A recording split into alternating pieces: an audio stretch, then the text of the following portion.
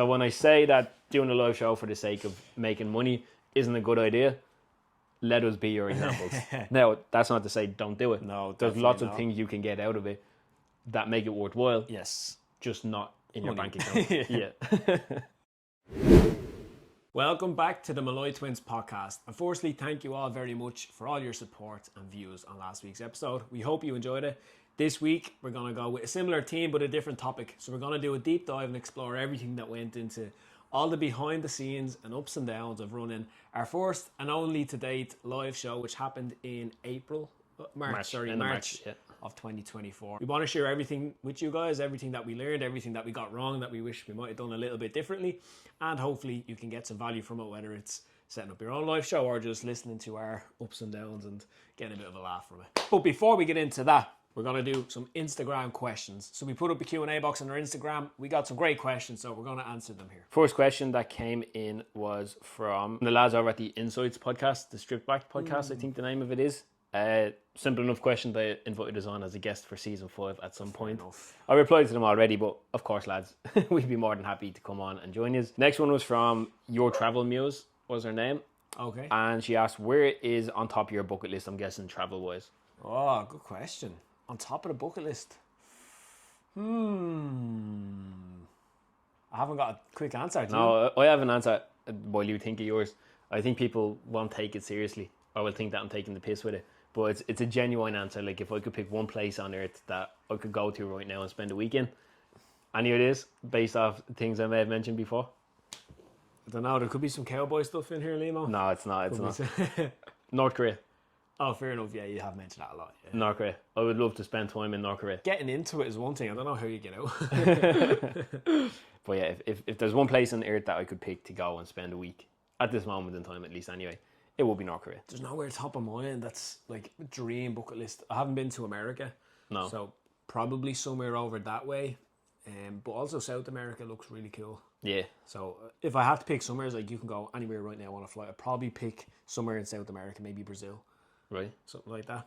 Just I think it's a cool, different way of life, or Mexico, tacos, something like that. But that's what's coming from. Fair. We'd be on completely opposite sides of the planet. Yeah. different ways of life. Yeah, big time. Different political systems. But I think we'd both have cool stories to tell by the time we got back. If we got back. I think I'm at greater risk of not coming back than you. Fight. But yeah, thank you for the question. That's all the questions we got really from the Instagram story. There was a couple of piss take questions that I wouldn't put in the episode for, probably get. There's a big demand for Alex. There is a big demand for Alex. There is, although the cog in that wheel is Alex himself because he just wouldn't do it. Fair enough. And I wouldn't force him into it either. Although we didn't get many questions, as there was a topic that I don't think we spoke about much at all, really, on the podcast. Right. That I would like to do a quick fire with you. A, because I think a lot of people will be interested in hearing about it, and B, because I think it will make a good clip. It's got to do with your prep and your photo shoot thing. Photo shoot prep, okay. Don't think we ever went into detail on it. Tried to forget that. Yeah, as soon as it was done. Back in mind. Got the pictures. Move on with life. But yeah, we can do that for sure. Right, so you were obviously in good shape before the photo shoot. Mm-hmm. So some people do it as like a motivator to get in good shape. Yeah. But I think for you were kind of already in a condition that 99% of the population would have just said, oh yeah, he's in great shape. So for you, was it doing the photo shoot prep, was it purely an aesthetic thing? You wanted to look better, or was there something else behind it? I don't want to get too like trying to make it into some philosophical journey or anything like that. Part of me was just interested to see what does my body look like at its best. And to be honest, it wasn't that great. The expectation I had of how good it would be, it's probably something you'll always have. Is like, I thought it would have been better than this. It's probably the same feeling you get if you make loads of money. You're like, oh, is that it? That way. So there was that side of it. The other part of it was more just like I've been interested in call it bodybuilding for so long, and been interested in the gym and everything else. And the idea of doing a photo shoot was always competing was the first thing that would have been on my mind, but I was never really drawn to the idea of doing a competition. Yeah. Because of like the posing and everything. That was just like, I can't do it. So a photo shoot was the scaled back version of it. And it was something that's probably been on my mind for like a few years, but I never felt really pushed to do one. And then I just got to a point last year where I was working with a coach who had experience doing those sort of things. He was kind of planting some seeds in my mind anyways as I was working with him about doing one. And then I just thought, look, I am interested in doing one. I would hate to get to the age of like 50, 60 and not have the photos to look back on and stuff like that. And if there's ever a moment in life that's going to be the easiest to do, it's right now while I don't have kids. I don't have all those other responsibilities that I'm sure would make something like that so much more difficult. So it's like, right, now is the time to get it done. So it was from January 2024. The photo shoot was the end of April. So it was that 4 months stretch. So just head down, knuckle down, got it done. And I'm glad I finished it. I'm glad I have the pictures, but I'm in no rush to do another one. No. What does it take for anybody listening who sees that and they think it's like fairy tale kind of stuff to get your body in that condition? What does it take to get in that kind of shape? It's like simple. It's not easy, but it's simple. It's basically you do the same shit every single. Like my life is generally pretty boring, anyways. Yeah. But that's the most boring that's ever been. Like my daily routine, it was basically just copy and paste every single day. Tell the people, what did a day in the life of Adam on prep look like? Oh, right. Let me see. So usually I'd be up around 6:30 in the morning. So I'd get up, go for a walk, do whatever I need to do in the morning. And the walk are you trying to get a certain amount of steps in the walk, or? I always had a walk as part of my morning routine, just as part of the daily flow, let's call it. But at that stage, it was a steps. Yeah. So how many steps are you aiming for in the morning? It was 15 minutes was the loop I done, so I think that usually got me like 1,500 maybe steps, something like that. So not too much, but a bit of a start. For context, for the last maybe 6 weeks of me prep, my step count was 20,000 a day. Okay. So anything I could do to start making a dent into that would help a lot. So I'd do my steps, get back, do a little bit of work on the laptop, head to the gym for about 9, half 9, do my gym session, which would be about an hour and a half, I'd say. So that would time you up to maybe like 11-ish, half 11. And then after the gym session, I'd have 45 minutes cardio. Okay. So on the stepper. So that'd be 45 minutes there. So all in, like I was spending like 3 hours plus a day just in the gym between a workout. Getting to the gym, doing the workout, doing the steps, whatever, and then getting home from the gym. So it's nearly like a part-time job in itself, which is one of the most difficult bits, and that's before any food. Yeah. So all that is fasted. Fasted, yeah. Then get back home probably around 12, 1. Do a bit of work. Basically just try to push off that first meal as long as I could. Yeah. Because I can kind of get by in the morning okay without much food, but as the day goes on is when like cravings and all can start kicking in. So just before you started work in the day, how many steps would you be at? In an ideal situation, I'd already be around 11,000, 12,000. Okay, so be over halfway towards your step goal, and your gym session's done. Yeah. Now, because me and you work on the American time zone, the business that we work at ethical scaling, later in the day is when work gets busy. So the more that I can get done before work, the better in that sense. So that'll be up until maybe say 2 to 3 o'clock is generally when I'd have that first meal. Yeah. Which would be 40 grams of oats with some mixed berries and a protein shake. When I had some more calories to play with, I'd have a slice of toast with peanut butter, and that was like a dessert. I was like buzzing for that. But as calories came down, towards the end of the prep, so it was just literally porridge, protein powder, berries. Do some more work. Again, next meal might be 3 hours later, around 5, 6 o'clock. That'd be around dinner time, so that'd be like 2 turkey burgers, maybe half a pack of microwave rice and vegetables. Okay. So very basic. Then I'd have maybe another snack later on in the evening. What would that look like? Another protein shake, a protein pudding, and a rich tea biscuit. Okay, nice. Yeah. Cup of tea. And then before bed, I'd have a bagel slim. Bagels. One slice would have peanut butter, 15 grams. The other slice would have butter. I'd have another protein pudding. And then if I had space in the calories for it, I'd either have a bit of dark chocolate or a biscuit. Okay. And when you're saying 15 grams of peanut butter, are you weighing out the 15 grams? To the milligram, yeah. Okay. Yeah. Like, I'm very particular with that stuff. So everything's measured, tracked everything in MyFitnessPal. And literally those meals that I'm saying there, that was it on repeat. Day in, day out. Over the course of the full, whatever it was, I think it was 14 weeks maybe total that was in that deficit. I might have had 3, maybe 4 high carb days, higher days, refeed days. As in like extra where I'd have rice. More carbs and a bit more flexibility. So did I even have, I don't even think I had a cheat meal throughout I don't remember you having a cheat meal. I don't think I had a takeaway or anything. So like literally it was copy and paste that day. And doing that for one day is, anyone can do it. It's not that hard. It's not fun, but it's not. What makes it difficult is it's literally that just on repeat again and again and again and again and again. And I think it's just that resiliency that you develop over the course of just Groundhog Day, day in, day out. And then as you get closer to the finish line, like I was literally running on fumes for about 4 weeks. Yeah, I'd say, yeah. man, I was the gym sessions took whatever little bit was left in you out of you. So literally from about 12 o'clock to the rest of the day, you're just a zombie. Yeah, And you're not a fun person to be around. I didn't feel like I changed too much. I was probably a little bit snappier or a little bit more or less talky or yeah. going through emotions more. But yeah, it was an experience, Lima. Yeah, it definitely was.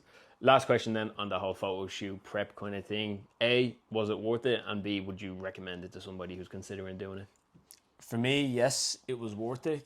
Again, the experience there and then wasn't the most fun, but I think having those pictures to look back on for the rest of your life, that's something that I think future Adzi will be happy that past Adzi did and has those as memories, let's call it. So it was worth it for me. Would I recommend doing one? I'm not sure because I was okay with it because I kind of knew what I was getting myself into. Yeah. And I knew the result is not sustainable. I don't look now the same way I did in those pictures. A week later you didn't. Yeah, I looked like in those pictures for maybe the day of the pictures and a couple of days after. And then the tan dries off and you eat some more food and then it's gone. So versus other people who I think kind of get themselves stuck in a bit of a trap where they get into that kind of shape and they know it's not sustainable, but part of them want it to be. Part of them just can't fathom putting on a little bit more body fat and seeing the scales go up, and so it leads to more challenges, eating disorders, some really bad stuff. So I would recommend doing it, but if you're going to do it, work with someone who knows what they're doing and can guide you through it, and have the right expectations going in. What you're doing it for, and if it's just to get the pictures like I was, then cool. But if it's to fill a hole inside of you. A photo shoot is maybe go to therapy instead. So, look elsewhere. So on to the main topic of today, which is the Molloy Twins' first ever and currently only live show, which happened last March in the Louis Fitzgerald Hotel. Before we get into how we organised the live show, which we will spend a lot of time, I'm sure, talking about, let's talk a bit about why we wanted to do a live show. Like, what was the motivation? I think, and I googled earlier on, what's the main reason for podcast doing a live show. The obvious answer I think most people would jump to is money. Yes. Which we definitely missed a trick on because if we got into that for profits, we failed. Yeah, we would have been out of business before it even started. Hence why we haven't done another only lesson. No, definitely not. But yeah, like money, obviously, we went in with the hope that we would get enough money out of it to help us out towards the next season of the podcast. Yeah. Which we did. I'll give a full breakdown afterwards of like expenses, income from it, profit, all that sort of stuff for anyone who's listening. But before we even get to that point, before you even start planning all this stuff, there has to be like a motivation behind why you want to do it.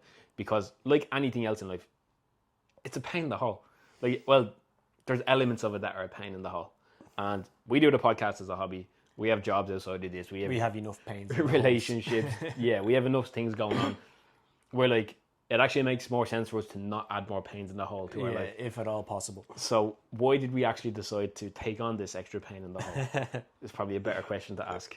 What was the main motivating factor for you? Well, there's some people who will believe, Limo, that the quality of a man's life is dictated by how many pains in the hole he can tolerate. And so I was willing to challenge myself with how many pains in the holes I could juggle.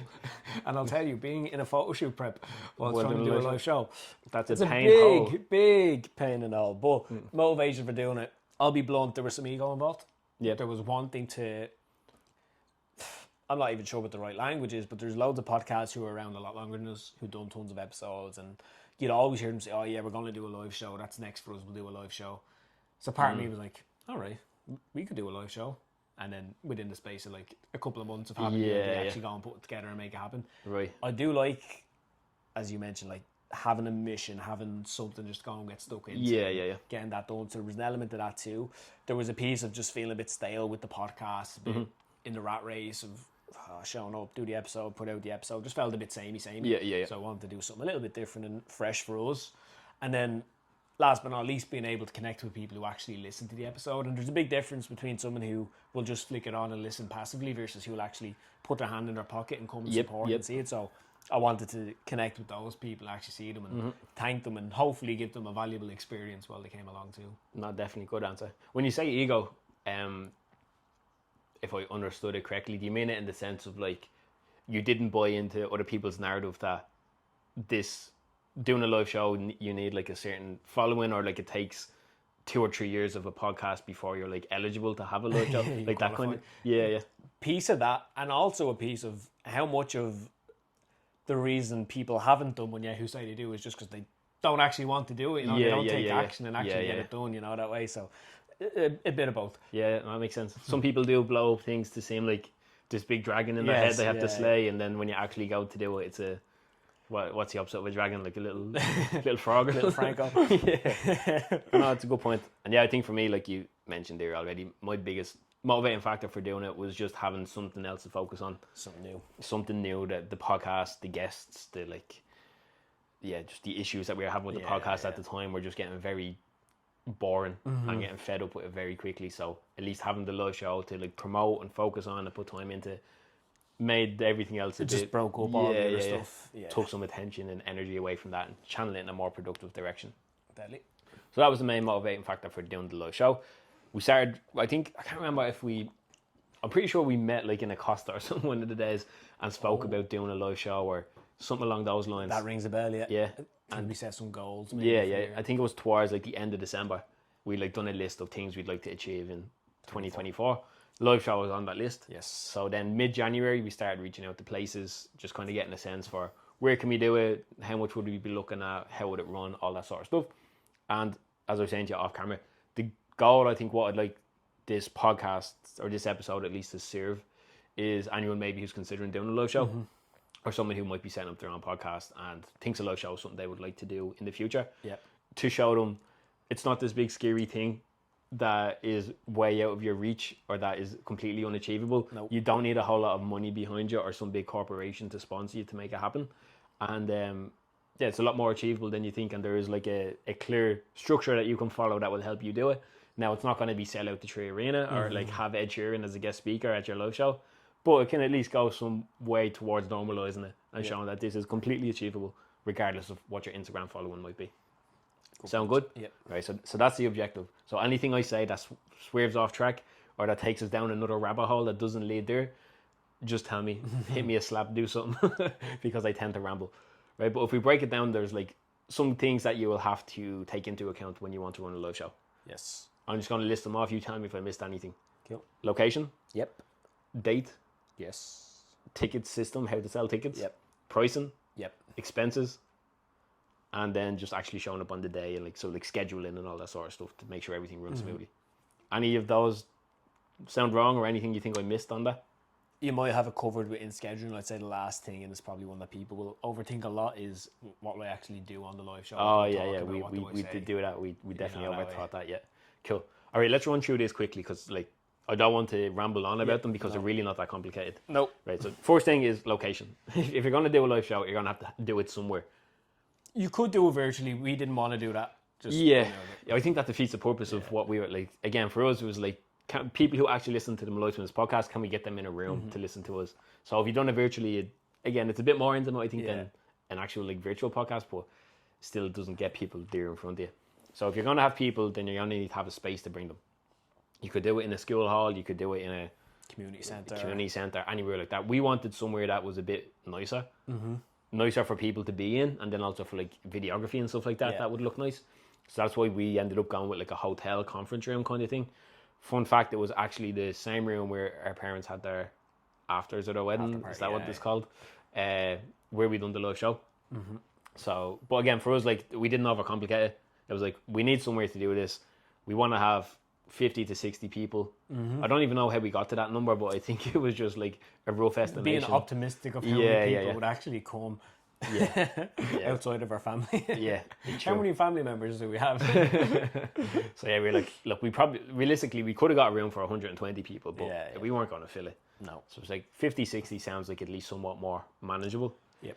So then looked around at different places, like where has good parking, where's close to the M50 so people could travel to, and where has good availability for the month of March, because we wanted to do it in and around the end of March, early April. Yeah.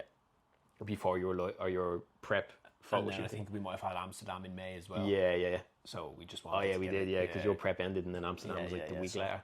So yeah, so like it had to be kind of end of March, early April. So a couple of places around, we reached out, we got some different prices, we met some different people. Ultimately decided to go with the Louis Fitzgerald Hotel because they were quick at getting back to us. the price was fair in relation to everything else that had happened. And our parents got married there, so we knew that at the very least they had microphones that worked, which we'll get to that on the day, but we knew that they were able to run an event and hopefully it would have went as smooth as possible. In theory. in theory. Cool. So we had the location sorted. Next thing then we had to figure out was like ticketing and promoting the event and all that sort of stuff. So when it came to the ticket situation, very simple, Eventbrite. Yep. I think I can't remember his name. Was it Mick? We done a podcast with him, remember? Yes, in the back of his van. Yes. Yeah. And he'd run one. He told us about Eventbrite. Yeah. So that's a piece of advice I will give. Just reach out to people who've ran a live event and ask them for help. It can just massively shorten your learning. Oh yeah. You could spend 5 days or overthinking, looking at all these things, trying to do your own tickets. But yeah, Eventbrite. Log up. Is it free membership? Free membership to create it, and then if you want to run an event, they have different options. I can't remember the exact breakdown, but we basically paid like a percentage of each ticket sale. Went to Eventbrite. And then I think it was like a tenner then like processing fee towards the end of it. So like, look, if you're going to use the software, you're going to pay for it. Yeah. There's no freebies in this world. No. But it was freely priced off everything there, and it was just very easy. You just make your event, they have the link, people can go on, pay it. You don't have to deal with payment process or anything like that. No. So the headache of having to pay them to do it for you is Worth it in comparison to the headache of trying to figure it out yourself. So that was easy enough. We set that up. Then promoting it on social media. I actually look back, we didn't promote it that much. Yeah, I don't know if at the time we were just didn't want to be too pushy with it, or I think we didn't, because I remember there was a time where like for a long time where it was back and forth if we would actually do it. Right, yeah. Because again, ticket sales weren't going that well. Oh yeah. We hadn't got sponsorships confirmed. We were going to be out of pocket for not a significant amount of money, but more money than we would like to be out of pocket for. And I think we were kind of waiting until we had hit a certain number in terms of like income from the event before we like confirmed that it was actually happening. Fair enough. So we didn't really promote it that well until towards the end of it. Then I'll put in a clip actually here of, we used to just put it at the start of our podcast episodes towards the end. 2 weeks away. 2 weeks away, 3 weeks away, all that sort of stuff. I'll put a clip in now. How's it going, everybody? We're the Molloy Twins, and this is just a quick reminder before we get into the episode. So we're currently just over 3 weeks out from our live event in the Louis Fitzgerald Hotel on Saturday the 30th of March. Tickets are now available, and it will be great to see you there. So grab your tickets now through the link in our bio, or shoot us a direct message, and we'll get you sorted out. And that was basically all the promo we done, aside from like Instagram stories and stuff like that. We didn't do any paid ads. No. I think we put a couple of posters up. We did. Around East Village Coffee. We East Village let us put one in there. Shout out to Jonathan. Did we put any other posters up? Did we have one in Clondalkin Community Centre? Did we? I don't know. I can't remember. The only one I can remember is the East Village, yeah, same. Then, Kira Murray's gym. Kira Murray let us put one up in her gym too. Kira, Thank you, Kira. So yeah, that was it. That was about, and then we probably had 5 or 6 more that we just never. Yeah, they just got left in there. Yeah, so we didn't do any real promo for it. No. And somehow we still managed to sell more or less enough tickets to make it make sense. I actually ran through the Eventbrite numbers on it the other day. So we had 60 tickets available. Yeah. We got rid of 55, but in that 55, like, because the room was only insured for 60 people or whatever, everyone had to be accounted for. So like me and you were 2 of that 55, and then the guest speakers, and we had people helping us on the day and stuff. So we probably sold like 40-ish tickets, Fair. which is still probably more than at one point I thought we would have sold. Yeah. We get down then to the actual day itself, unless I skipped over anything that you felt was worth mentioning. The last thing that I don't think you mentioned was price, and how do you price the tickets? We didn't really have a complicated. We basically started off Pick the number. How much would we be willing to pay? Yeah. How much is this going to cost us? How many tickets do we think we can sell? And how do we balance all that out? And again, I think it was €40. I think it was 40, priced the tickets at. We had some discount codes. Yeah. That we don't leave into it. So yeah, we charged 40 a ticket. Obviously, we didn't get 40 because Eventbrite took a percentage of that. And then a lot of people we ended up just giving out discount codes to. Like if they bought a book off us before, or they were like a follower of the podcast, or they were buying multiple tickets, or they just interacted with us loads. And yeah, stuff like that. So yeah, it really, like, there was no real desire to make money off it because we knew that there was not a capitalistic movement. No, it wouldn't have made sense if we went in that to make as much money as possible. We would have just burned more bridges, I think, than anything else. Anything, I don't think Limo. I think anything we've done at this stage has always, once we broke even, we were cool. Oh yeah.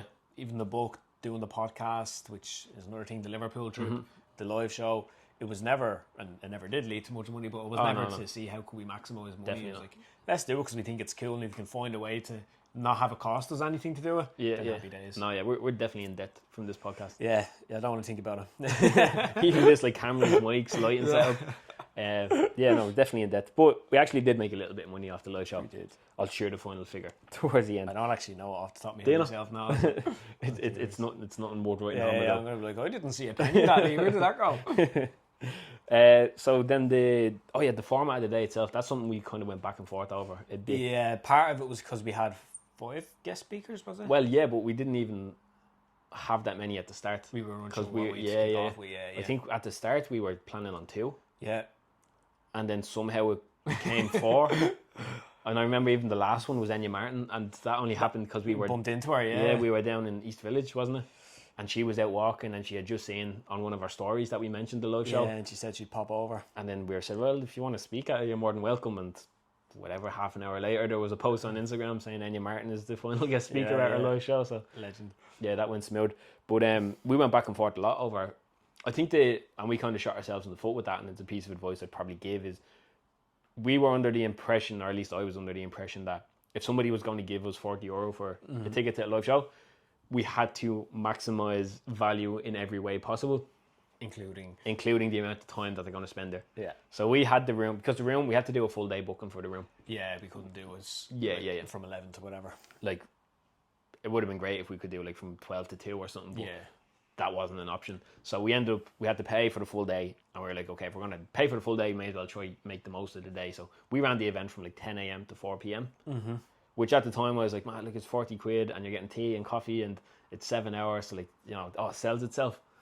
And then upon reflection, I think if anything, the long time frame is probably more of a turn off than anything else for a lot of people. Spend their Saturday there, I know. So I think that's something I would look back at. If I was going forward with another live show, it's something I would revise, is that putting something on for longer doesn't necessarily make it more valuable. No. So yeah, that fed into why we had so many guests, because we had so much time to fill. So we had the 4 guest speakers. I was happy enough with the format of it. I think it was. I thought it did actually flow really well, considering. I thought there was a nice balance of even the sequence of, and you took charge on that, so fair play. What guests spoke when, and getting a nice flow of things, a nice balance. That all mapped out well. Because even that was a headache, because it wasn't really a nice sequence in the sense of I put it well together. It was a nice sequence in the sense of everyone had something on that day, and could only be there from certain times. So I had to try to just line it all up. Like Meg Round, I think, had an event the night before that she was coming from. Back, Enya is on the radio on a Saturday morning, so she was late. So you could only be there. Dara Curran. Actually, we had 5 guest speakers. Yeah, so it was Connor. I said 4. Connor Lestrange. Yeah. Then Dara Curran, Meg Wren, Sam Shortall. Yeah, and then Enya. So yeah, that was a lot of moving parts. The 2 least important speakers of the day. It does feel like that sometimes, doesn't it? 100%. So man, we're just malleable. Like, we'll fit ourselves to whatever you people can do. Just tell us what we can took make the graveyard slot. We done the 4 speakers. Yeah. When everyone is still like, just get me a coffee and shut up talking. Yeah, we did. But I think it is a nice. Well, there's some people who could probably sell out a live show just the 2 of them. Yeah, or just the 1 of them. Like, even talking bollocks, I think they do sell out Vicar Street. Yeah. That way, so.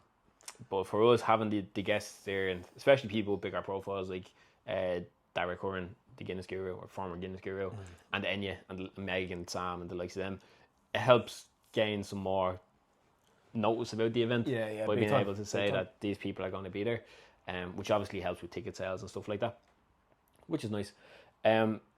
Anything else you want to add on that? No, the only thing I will add is those guests were all previous guests on the podcast as well, which made the event, I think, run smoother because we had that relationship there. We've done a podcast episode with them, and we were conscious of not making those conversations into another mini podcast. With the guests, we didn't want it to be like the guests just repeated everything they'd already said in the podcast.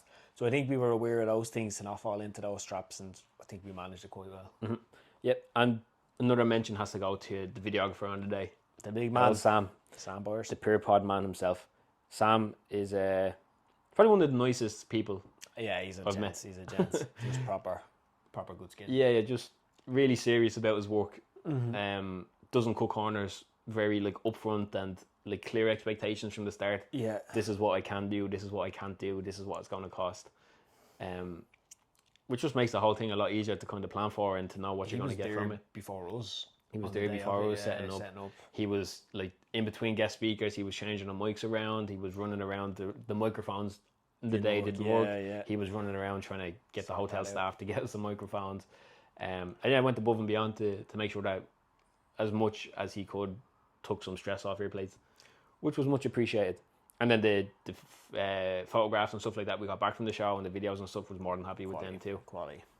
So yeah, shout out to Sam. If anyone's doing a live show and is considering a videographer, would recommend Sam. Doing anything you need video or photography done for, I'd give Sam a shout. Yeah, I'll put his name down here. I think it's the Period Creative or something like that, but we'll give him a link. Cool. So then I think beyond all that, like the day itself, were you happy with it? I was in prep phase, so happiness was not an emotion I can experience No, at this time, my friend. But that left the station. building a long time. Yeah, but I left there satisfied with how everything went. Yeah. There was nothing that was in our control that was unsatisfactory. There was a couple of bits with the actual hotel that was not ideal. But in terms of the flow, the way things went, the bit that we got to speak on, how that went, and then the actual guests and the kind of vibe I suppose I got from people who were there, like I was happy with how all that went. Yeah. Yourself? I was. I think I overthink those things a lot, and I probably don't know if I expect too much from them, or like I just spend so much time thinking about them that I know what you mean. I just go in with completely unrelated and unmanaged expectations of it all. Yeah. So I think the main emotion after was a relief, just because of how much time and effort went into planning it. Yes. And not even just planning it, but thinking about it. Like it was constantly on my mind, especially towards the end. Like ticket sales, just what if one guest pulls out and can't make it, like all the things that could go wrong. Yeah. That worrying about won't fix it, but I don't know. I think I just it's just part of my the warrior. Part of my makeup, my psychology. So yeah, it was draining just to have it on my mind all the time. So I was just looking forward to not having to think about it anymore. And then once I saw like the video footage and stuff like that, I was happy that we'd done it, and I think it turned out pretty well. Coming out to the part that most people I think are probably interested in hearing about, the money. Muchachos. Nothing in this life is free. There's no free meals, and especially not in the Louis Fitzgerald Hotel. No. Well, actually, there was a free meal. Actually. But by their own doing, they gave us free lunch because what was wrong? The mics didn't work. The projector didn't work. Yeah, the projector was faulty. That didn't work. They only had one mic initially, so they didn't even have enough mics for both of us. Just a sequence of unfortunate events that were all their fault. And we're not really ones to blame. No, like, we're not. I'll try to take responsibility where I can, but in this case, like, unless we had went up there, I don't know, the day before, and like, sabotage. Show me that microphones. Let me see them, mate. You know, like those were the bits that we'd hoped were in place and would work, but unfortunately they weren't. No, and again, did it impact the guest experience? Maybe a little bit, but for the whole, no. People seemed okay about it, like they understood, but it's frustrating to spend so much time and energy and money planning something like this, and then like the little details like that are what go wrong. Yeah, big time. But speaking of money, so let's do a breakdown. So expenses on the day, we had the rent of the room itself, should have been 650 or 750 euro, but the Louis Fitzgerald agreed to do like a sponsorship kind of thing. So we promoted them as a sponsor to the live show, and in return they knocked 100 quid off the bill. Maybe that's why they fucked us with the money. Maybe that is why. Saving the electricity bill. Yeah. So that was 650. Nice. Videography, I can't remember the exact price, but it 850. Was it 850? 850, yeah. It was in and around that for the full day. So what does that bring us up to then? 1500. And then there was other, like, we'll call it miscellaneous costs of, like, we had a hamper on the day, we had helpers there who we paid money to, we had posters, lanyards, all that sort of stuff. So say an extra 200 quid for that. 1700 quid. So that's what the expenses were. So to run this event, we were looking at about 1700 euro. Money made, ticket sales, we had about 1150 euro. Yep. About 1150. That was money we actually got taken out Eventbrite's. No, excluding the Eventbrite thing. So I think it was 12 something, and then once Eventbrite took their piece, it was 1150ish. Sure. Then we had the sponsorships, which was a lifesaver in that because we wouldn't have covered expenses just off the ticket prices alone. We were willing to cover the expenses out of pocket, but it's never ideal. Like, we've already put so much time and energy into this thing, to be out of pocket for it as well wouldn't have been ideal. We would have done it, but would have rather avoided it. Yeah. Thankfully, we managed to get sponsorship. So we had Paul Merriman from Ask Paul. Legend. We had Troy from Core Electrical. Yep. And then we had Jay from Barrow Healthcare. Yep. So total combined from the sponsorship and the ticket sales was about 2200 quid. Yep. So if we subtract simple maths. Yep. What was the So expenses? 1,700 were the expenses, 22 income, so 500 quid left over. So, whatever. 2.5 months of planning, of organising, of going to hotels, of meeting videographers, of marketing, of setting up web pages, all to come out of it at the end of the day with 500 quid. 250 a pop. 250 a pop for And probably... that money went straight back into the next season of the Straight podcast. back in, yep. And we had to put money to it to We record did, the to next finish season the of the rest, podcast. So when I say that doing a live show for the sake of making money isn't a good idea, let us be your examples. Now, that's not to say don't do it. No, there's lots of not. things you can get out of it that make it worthwhile, Yes. just not in your Money. bank account. Yeah. So that's everything on the live show. Just to give a quick recap. Location, don't overthink it. Core things you need to know. Can people get here easily? Is there parking? Does it look decent? If so, maybe pick 2 or 3 spots close by, get prices, and just go with the best one that suits you. Also on that, with the location you're using, ask them for sponsorship. You're using their room. You can use that as an opportunity to promote their services. I'll actually put a clip here, a little screenshot of the email we sent to Louis Fitzgerald trying to get sponsorship, which thankfully works. So feel free to use that as like a template that you can send. Next thing then, in terms of ticketing, just use Eventbrite. Don't overthink it.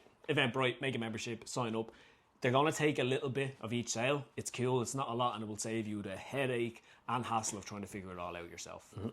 Then when it comes to the actual event itself, lean on contacts. If you need guests, look at who have you had on your podcast, who's a friend of a friend, who have you got a little bit of rapport or relationship with, and leverage that and ask them, do they want to come along? The value in that for them is they get to spread their message to people who they may not know, who may not be in their audience. And if you're going to be getting content, it's content you can share with them for free that they can then use on their own social media, their own profiles. So it's a bit of a win-win for everybody. Right, man, anything else you want to talk about, or will we leave that one there?